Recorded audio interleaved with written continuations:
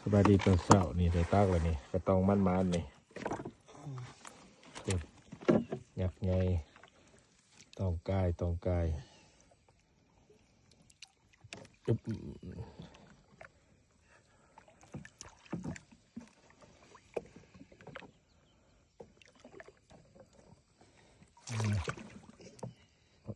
หักใหม่ก่อนหักใหม่ออกก่อน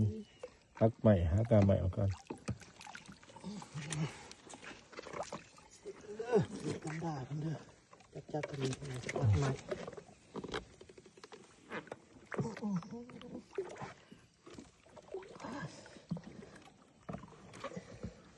เนื้อขนาดนี้